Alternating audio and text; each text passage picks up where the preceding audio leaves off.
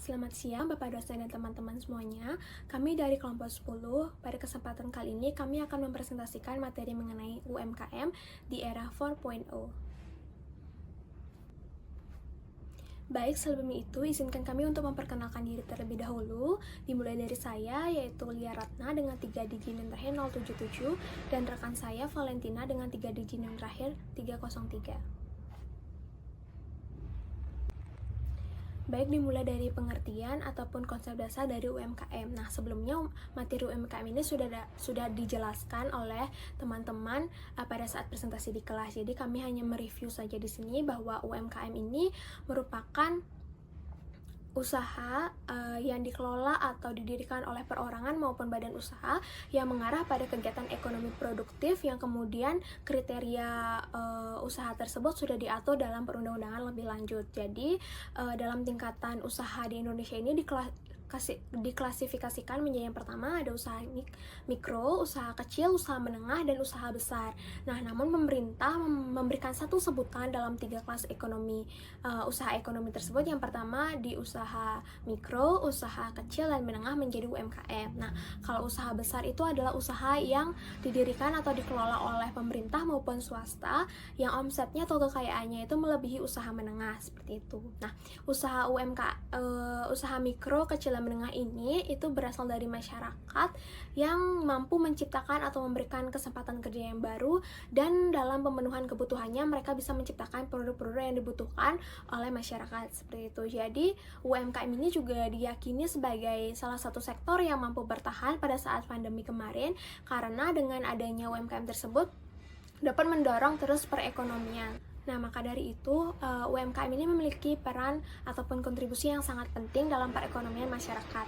Karena UMKM ini yang pertama adalah sebagai sarana dalam mengurangi kemiskinan. Dengan adanya UMKM, masyarakat itu bisa menciptakan dan bahkan memberikan peluang kerja yang baru bagi masyarakat lainnya. Ya, selain itu juga masyarakat dapat mengelola potensi yang ada di dalam daerahnya. Jadi, dengan adanya UMKM tersebut itu akan menyebabkan lapangan pekerjaan itu bertambah, dan masyarakat itu masyarakat yang terutama yang menganggur itu akan mendapatkan pekerjaan sehingga mereka akan mendapatkan penghasilan. Nah, penghasilan tersebut juga akan pada akibatnya akan menambah atau meningkatkan kesejahteraan masyarakat itu sendiri. Yang kedua adalah pemerataan perekonomian masyarakat. Jadi dengan adanya UMKM tersebut dapat dikembangkan di pedesaan maupun di perkotaan. Nah, adanya UMKM di pedesaan ini itu akan menyebabkan masyarakat itu bisa mengelola potensi yang ada di daerahnya dan tidak mencari pekerjaan ke perkotaan atau tidak terjadi injeksi. Jadi sumber daya atau potensi-potensi di pedesaan itu mampu dikelola melalui UMKM tersebut. Jadi masyarakat itu bisa melaksanakan kegiatan ekonomi di pedesaan tanpa harus pergi ke kota untuk mencari pekerjaan, sehingga terjadi pemerataan maupun dalam hal distribusi pendapatan di masyarakat. Dan yang ketiga adalah menambah devisa negara. Jadi UMKM ini tidak hanya bergerak pada sektor di skala nasional, tapi juga internasional. Jadi UMKM yang sudah go internasional tersebut akan dapat menambah devisa negara, maupun kalau misalnya UMKM tersebut masih dalam skala nasional, itu juga tetap akan berpengaruh terhadap perekonomian negara karena menyumbang PDRB ataupun PDB yang cukup besar. Selanjutnya, yang kedua adalah mengenai UMKM dalam industri 4.0. Jadi adanya industri atau revolusi digitalisasi 4.0 ini adalah memberikan dua hal atau berdampak pada dua hal pada UMKM tersebut. Yang pertama adalah sebagai peluang. Jadi dengan adanya industri 4.0 ini itu akan memberikan peluang baru bagi masyarakat atau pelaku UMKM khususnya untuk memperluas jangkauan pasarnya. Jadi adanya digitalisasi, yaitu baik dalam hal marketing maupun dalam hal pembelanjaan. Jadi misalnya masyarakat ataupun pelaku UMKM itu sudah dapat memasarkan produknya melalui media sosial, kemudian sudah ada muncul e-commerce yang bisa atau memudahkan pembeli itu untuk membeli produk dari UMKM. Jadi itu sebagai salah satu jembatan ataupun wadah untuk mempertemukan antara pembeli dan juga penjual. Namun revolusi 4.0 ini juga sebagai sebuah tantangan. Karena apa? Karena tidak semua atau belum semua pelaku UMKM itu sudah melek dengan teknologi atau sudah mampu beradaptasi dengan adanya teknologi tersebut. Jadi UMKM yang tidak mampu beradaptasi itu tidak akan mampu berkembang, atau bahkan nanti lambat laun itu akan kalah dalam persaingan di pasar. Jadi itu adalah sebuah tantangan bagaimana UMKM tersebut mampu beradaptasi dan juga bertahan dalam revolusi industri 4.0 ini. Nah, ini juga dibutuhkan peran dari pemerintah untuk melakukan pelatihan-pelatihan, kemudian mengedukasi para pelaku UMKM itu bagaimana sih caranya untuk memasarkan produk di sosial media, bagaimana kita melakukan transaksi dengan melibatkan teknologi dengan pembeli seperti itu. Jadi itu adalah sebuah peluang dan sekaligus sebagai tantangan. Namun revolusi industri 4.0 ini adalah salah satu hal yang bagus. Itu juga sudah dibuktikan oleh sebuah studi penelitian bahwa revolusi 4.0 ini jika dimanfaatkan dengan baik ataupun bagus dan maksimal, itu akan mendatangkan hasil yang maksimal pula. Baik, sekian materi dari saya, kan selanjutnya disampaikan oleh rekan saya. Terima kasih. Baik, lanjut ke materi selanjutnya, yaitu mengenai tantangan dan peluang yang dihadapi oleh UMKM di era 4.0. Jadi dengan berkembangnya teknologi di era revolusi 4.0 ini tentunya akan mengubah bagaimana cara masyarakat dalam menjalani aktivitas sehari-hari. Jadi ini akan mengubah perilaku-perilaku masyarakat dalam kehidupan sehari-harinya. Tentu hal ini akan menimbulkan yang namanya tantangan bagi para pelaku UMKM dalam mengembangkan usahanya. Bagaimana dia melakukan inovasi untuk dapat menghadapi dinamika yang terjadi di masyarakat. Selain tantangan, tentu saja ada peluang yang muncul dari adanya digitalisasi yang ditimbul akibat revolusi 4.0, di mana pelaku UMKM dapat lebih mengembangkan lagi usahanya melalui digitalisasi dan melakukan efisiensi dengan berkembangnya teknologi. Jadi berikut akan dibahas mengenai tantangan dan peluang yang dihadapi oleh UMKM di era revolusi 4.0. Baik, yang pertama kita bahas mengenai tantangan yang dihadapi oleh UMKM di era revolusi industri 4.0.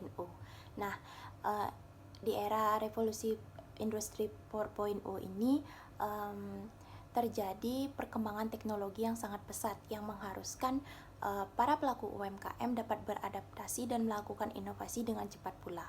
Nah, tantangan yang terbesar yang dihadapi oleh pelaku UMKM di era ini adalah adopsi teknologi, di mana adopsi teknologi ini sangat penting dilakukan, namun tidak dapat dilakukan secara instan. Adopsi teknologi dilakukan memerlukan biaya tambahan untuk mengakses teknologi tersebut, seperti membeli mesin yang baru dan sebagainya. Selain itu, diperlukan biaya tambahan dan waktu yang cukup untuk pelaku UMKM dalam mengoperasikan teknologi tersebut. Jadi harus ada peningkatan kualitas sumber daya manusia dalam mengakses teknologi dan mengoperasikannya. Lalu selanjutnya, untuk adopsi teknologi tersebut diperlukan infrastruktur dan kebijakan pemerintah yang mendukung. Nah, seperti yang diketahui di Indonesia sendiri masih terdapat wilayah-wilayah yang infrastrukturnya kurang memadai, bahkan kecepatan internetnya masih rendah. Hal ini menyebabkan timbulnya tantangan tersendiri bagi pelaku UMKM dalam mengembangkan usahanya. Lalu tantangan yang selanjutnya adalah perubahan perilaku konsumen. Jadi dengan berkembang secara pesat teknologi di zaman sekarang menyebabkan adanya perubahan-perubahan dalam menjalankan aktivitas sehari-hari oleh masyarakat. Jadi akan banyak timbul tren-tren baru yang timbul secara cepat yang harus dihadapi oleh pelaku UMKM untuk dapat menjangkau konsumennya dan mengembangkan usahanya, di mana konsumen itu dapat mengakses informasi dengan cepat dan dengan mudah sehingga ia dapat memiliki pilihan yang lebih banyak. Nah, hal ini menyebabkan pelaku-pelaku UMKM tersebut harus bersaing secara lebih ketat lagi untuk menggait konsumen yang ia tuju. Jadi pelaku UMKM ini harus mengklasifikasikan konsumen yang mana yang ia tuju, dan ia harus terus berinovasi akan produk-produknya untuk dapat menjangkau konsumen tersebut. Nah, selain tantangan, era revolusi industri 4.0 ini juga menimbulkan peluang-peluang yang dapat dimanfaatkan oleh pelaku-pelaku UMKM dalam mengembangkan usahanya. Nah, di mana dengan pesatnya perkembangan teknologi di zaman sekarang ini membuka peluang bagi para pelaku UMKM untuk dapat mengakses pasar yang lebih luas, termasuk pasar global. Jadi para pelaku UMKM ini dapat memasarkan produknya dengan lebih mudah melalui sosial media. Dengan adanya kecepatan internet, dengan adanya smartphone, dia dapat memasarkan produknya dengan lebih mudah, dan dia dapat menjangkau konsumen-konsumen tanpa memperhitungkan jarak lagi, dimana tidak hanya di dalam negeri, tapi konsumen di luar negeri pun dapat dijangkau oleh para pelaku UMKM dengan kemudahan teknologi di zaman sekarang. Distribusinya juga dipermudah, di mana UMKM di zaman sekarang dapat mengirimkan barangnya yang sudah disupport oleh teknologi-teknologi yang ada dan jasa-jasa yang tersedia di zaman sekarang. Nah, selain itu kecepatan internet juga memudahkan kecepatan internet dan teknologi yang semakin berkembang juga memudahkan para pelaku UMKM dalam melakukan inovasi dan menentukan konsumen mana yang akan ia tuju. Dia dapat mengikuti tren-tren, dapat mengetahui tren-tren baru, sehingga dia dapat menginovasikan produknya agar dapat lebih menarik dan dapat mengembangkan usahanya. Oke, masuk ke materi yang terakhir, yaitu tentang digitalisasi UMKM.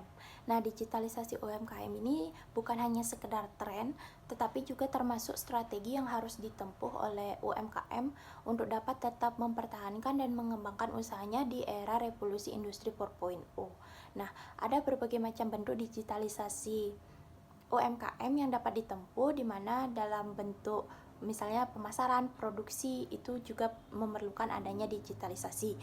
Nah, digitalisasi UMKM ini dapat dilakukan dengan menggunakan berbagai macam media, seperti media massa, marketplace, ataupun ojek online. Jadi semakin banyak UMKM menggunakan media dalam memasarkan produknya, maka semakin banyak pula konsumen yang dapat dijangkau oleh UMKM tersebut, dimana misalnya UMKM dapat memanfaatkan sosial media dalam memasarkan produknya, seperti melalui Instagram Ads atau short video atau video TikTok dan lain sebagainya.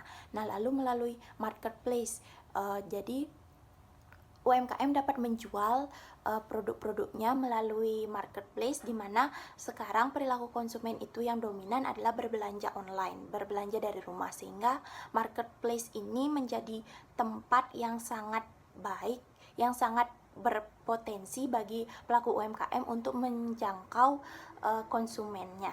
Lalu dengan ojek online, nah seperti Gojek dan Grab sekarang juga sedang trendy untuk dimanfaatkan bagi pelaku UMKM dalam memasarkan produknya, karena UMKM dapat memanfaatkan ojek online ini untuk menjangkau konsumen yang ingin memiliki produknya secara instan. Jadi bisa dikirim saat itu juga. Nah, bentuk digitalisasi yang selanjutnya itu adalah sistem payment online.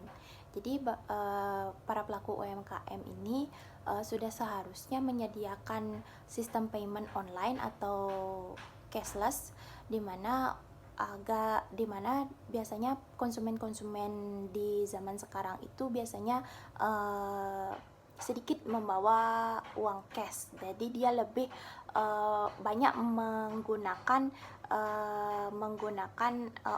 payment online. Nah, sehingga untuk menjangkau konsumen-konsumen tersebut, para pelaku UMKM juga harus mengupdate sistem transaksinya menjadi payment online agar dapat diakses dengan mudah oleh konsumen. Nah, selain itu, sistem payment online ini juga sudah didukung oleh pemerintah, di mana pemerintah mengeluarkan KRIS yang memudahkan ada terjadinya transaksi antara konsumen dan penjual. Selain itu juga dengan menggunakan sistem payment online ini, para pelaku UMKM dapat lebih mudah dalam melakukan pencatatan terhadap transaksi-transaksi yang telah dilakukan. Baik, berakhir sudah penyampaian materi yang dapat kelompok kami sampaikan. Semoga materinya bermanfaat. Terima kasih kepada teman-teman yang sudah menonton. Terima kasih dan sampai jumpa.